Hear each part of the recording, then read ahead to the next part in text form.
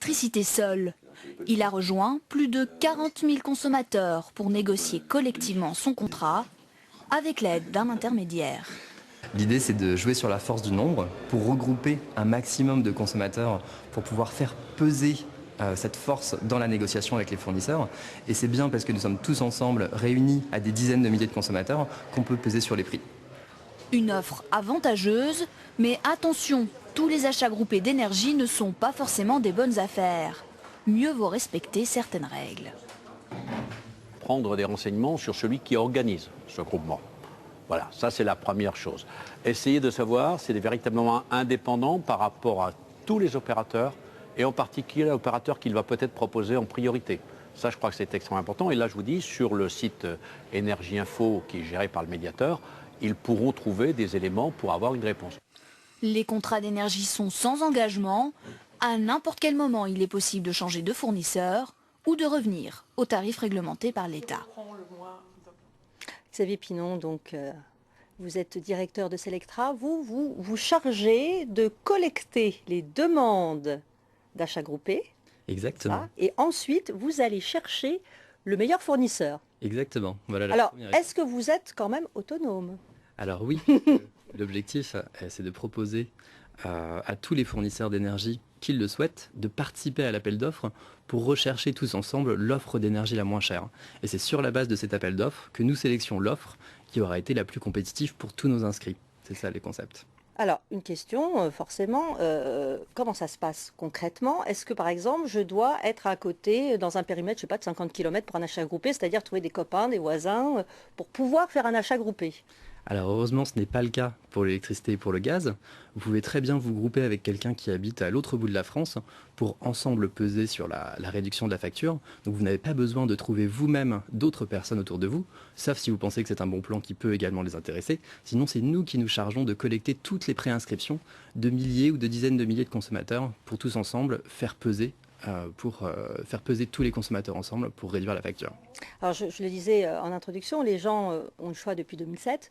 Il n'y a pas eu un boom quand même de changement. EDF reste quand même, EDF, GDF, ils restent quand même avec le monopole. Alors effectivement, oui et non, puisqu'il y a quand même 10% des gens qui ont déjà changé de fournisseur C'est d'électricité. pas beaucoup, 10% en C'est vrai. 8 ans. C'est vrai. 15% également des gens qui ont changé de fournisseur de gaz, donc c'est un peu mieux. Un peu plus. Et si vous regardez sur les nouveaux contrats qui sont souscrits, par exemple lorsque les gens déménagent ou qu'ils cherchent à payer moins cher leur énergie, eh bien là c'est plus de la moitié des nouveaux contrats de gaz qui sont signés avec un fournisseur alternatif. Donc on est quand même sur une dynamique très positive. Vous expliquez comment cette frilosité, malgré tout, c'est quoi? C'est la peur de l'inconnu ou finalement gagner 10%, c'est pas énorme sur une année? Alors, il y a beaucoup aussi de problèmes d'information du consommateur, puisqu'on a 50% des consommateurs qui ne savent pas encore qu'on peut changer de fournisseur d'électricité et changer de fournisseur de gaz pour faire des économies. Et également l'appréhension face à la complexité. Donc on a peur que ce soit compliqué de changer, qu'il y ait des engagements, de se faire avoir parce qu'on est tout seul. Et c'est vrai que l'achat groupé, c'est une bonne façon Ça de se rassure. mettre tous ensemble exactement pour être sûr de faire le bon choix. On vous fait confiance. Bon. Alors, les personnes qui ont changé, on peut revenir en arrière? Est-ce que ça arrive ou est-ce qu'une fois qu'on a changé, Alors, bien sûr, on vous apprécie pouvez revenir ces en 10%? arrière. Ouais. C'est simple. Alors oui, en fait, toutes les offres sont toujours sans engagement pour l'électricité et le gaz. Donc quoi qu'il arrive, vous pouvez à tout moment revenir au tarif réglementé, par exemple, sans délai et sans frais. Donc c'est vrai que ça induit une grande sécurité pour le consommateur qui peut faire le changement. Effectivement, on a peu de consommateurs qui reviennent en arrière, puisque en général, ça se passe bien, les économies sont bel et bien au rendez-vous quoi qu'il arrive, et du coup, il y a assez peu de retour en arrière. Et alors, quand il y a des pannes, tout ça, c'est géré comment? De la même manière? Parce qu'on se dit, oui, c'est le même gaz, la même électricité, a priori, Voilà. mais est-ce que ce sont les mêmes services qui vont avec? Oui, tout à fait. En fait, quel que soit votre fournisseur, c'est toujours le gestionnaire de réseau ERDF pour l'électricité et GRDF pour le gaz qui D'accord. prennent tous les services techniques à leur charge. Donc si jamais par exemple il y a une panne, vous pouvez comme d'habitude appeler ERDF, le gestionnaire de réseau, pour demander à ce qu'un technicien se déplace pour vous dépanner. Ça vous a convaincu, Jérémy? Moi, je vais essayer de me renseigner. Ah bah là, vous avez Ouais, pas ouais. besoin.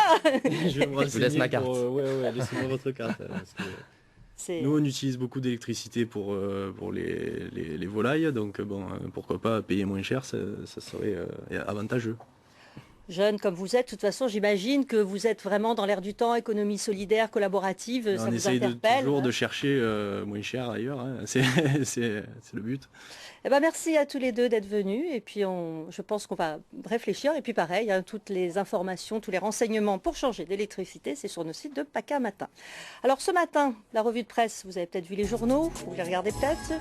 Les titres nationaux comme Le Monde titrent encore largement sur les inondations des Alpes-Maritimes, avec des dossiers sur l'augmentation des pluies diluviennes et la bétonisation des sols qui limitent l'absorption des eaux.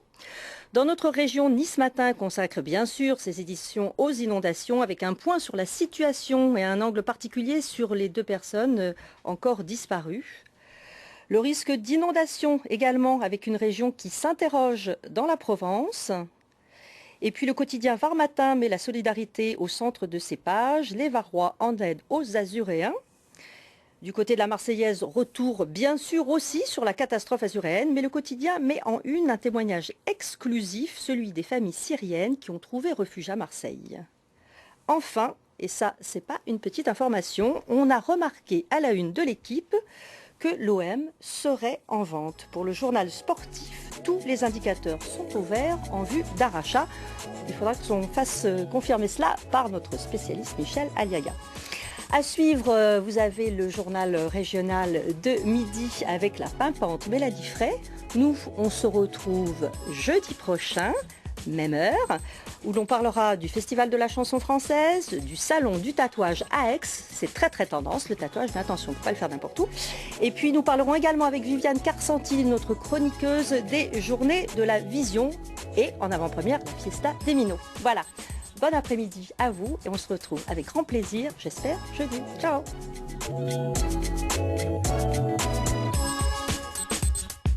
Bien sur France 3.